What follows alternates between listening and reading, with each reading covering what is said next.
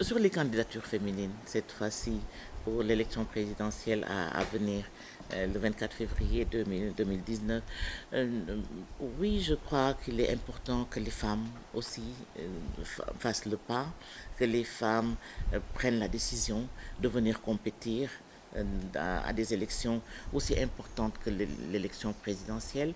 Et comme vous avez vu, l'histoire nous renseigne que aux élections de 2012, nous en avions deux qui ont compéti avec, malheureusement avec des scores relativement bas. Cette année-ci, on en a 5 pour l'instant. Peut-être que d'autres vont se décider aussi à se jeter à la course. Mais quoi qu'il en soit, moi je suis de nature très très positive et je suis très très en faveur de l'expression des opinions des femmes comme des hommes.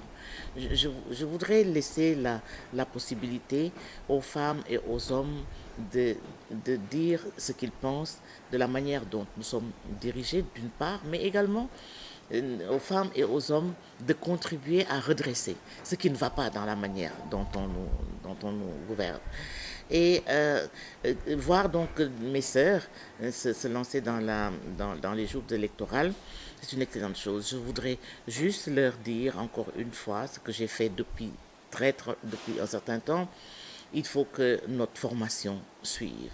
Il faut non seulement que nous ayons des informations qu'il faut, des informations pertinentes par rapport à l'État, par rapport à la gouvernance, par rapport à tous les segments de la vie publique, que nous ayons les informations et que nous maîtrisions les différents domaines du social, de l'économique et du politique et de l'environnemental pour donner un avis conséquent dans la manière dont les choses se passent et à la limite identifier les failles, les gaps qu'il y a pour améliorer les conditions de vie des Sénégalais. Oui, j'ai entendu parmi elles, c'est pour celles qui ont déjà fait leur profession de foi, qu'elles veulent améliorer la situation sanitaire, la situation de l'école.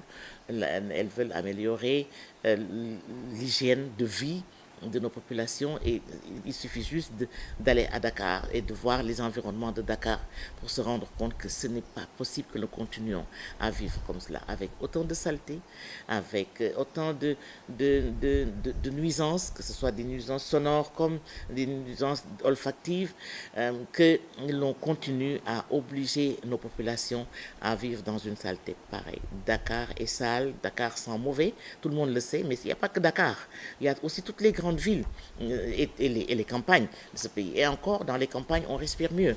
Et on est à la limite plus propre.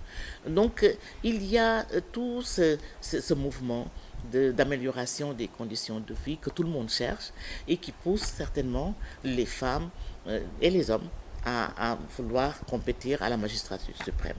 Je veux dire aussi que ce n'est pas seulement parce qu'on est président que l'on peut régler les problèmes.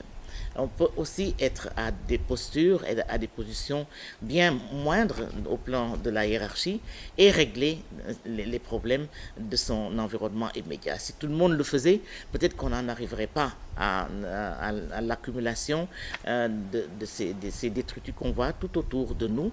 Et surtout, si nous avions assez de civisme, si on était citoyen correctement, un citoyen correct, eh bien, on devrait pouvoir nous mettre ensemble et ne pas laisser prospérer des situations pareilles. Mais ici, ce qu'on voit, c'est que même si vous voulez vous mettre votre environnement immédiat propre et que vous investissiez là-dedans, qu'est-ce qu'on vous dit? Vous êtes un tubaab. Tubaab nga parce que tubaab moo bëgg lu baax. Tubaab moo bëgg lu set fu ñu ko teg et ou bien alors ñu ne la tali bi say papa moomu ko sama papa moomu ko par contre ñun ñoo ko moom ñun ñëpp dañ ci am wàll et ce n'est pas normal que mon voisin se comporte ou nos voisins se comportent comme ils se comportent te kenn du leen wax dara Donc, pour en revenir à la candidature, aux candidates féminines, j'ai entendu ce problème qui leur tient énormément à cœur et je pense qu'on peut essayer de résoudre ces problèmes, soit en travaillant à notre niveau, soit en travaillant en communauté, mais toujours est-il que si elles ont la chance de gagner et d'avoir une position qui leur permet de prendre des décisions qu'il faut pour que les choses changent, pour introduire les changements qu'elles veulent, c'est tant mieux pour elles. La société sénégalaise n'est pas prête à élire une femme comme chef d'État. Je le dis parce que nous savons tous et toutes, on a des pesanteurs extraordinaires. Bien que la qualité de l'intervention politique des femmes soit reconnue, et de tout temps, hein. Ça ne date pas de maintenant. Je pense à une Aïssata Tall, à une Aïda Mbodj, parmi celles que je connais, à une Amsatou Sow Sidibé, parmi celles que je connais le plus parmi les candidates. Eh bien, je pense que ça ne date pas d'aujourd'hui qu'elles interviennent et qu'elles interviennent en qualité dans le débat politique. Seulement, il y a tout l'environnement. Il y a l'environnement culturel, il y a la culture.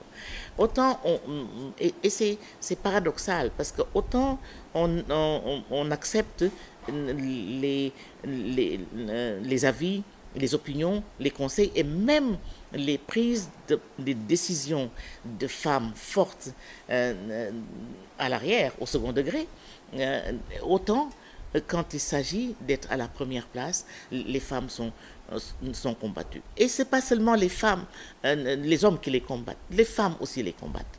Ça aussi, c'est un autre constat de toutes les études qui sont faites. Et regardez, depuis Caroline Faye, Maïmouna Kane, Mantoulaye Guène, moi-même, Aminata Mbengue Ndiaye, Aïda Mbodj, toutes les femmes, Aminata Tall, toutes les femmes qui ont été dans des positions ministérielles ou des positions de pouvoir, elles ont été combattues et par les hommes et par les femmes.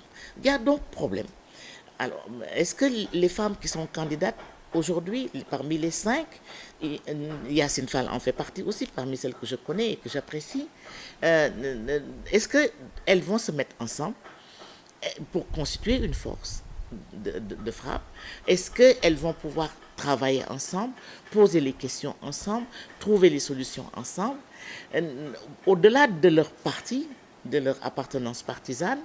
Est-ce que le statut de la femme, le statut de l'humain leur importe assez pour qu'elles puissent mettre de côté un certain nombre de préoccupations personnelles qu'elles ont? Je me pose la question.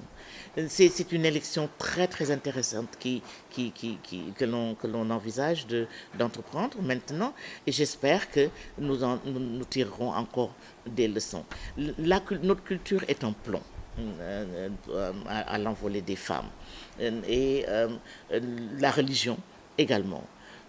Même si la religion musulmane ou la religion catholique donne beaucoup de faveur à la femme, il y a un Rubicon que ces grandes institutions ne permettent pas aux femmes de dépasser. C'est quand même un souci. C'est les femmes qui élisent, et les hommes et les femmes.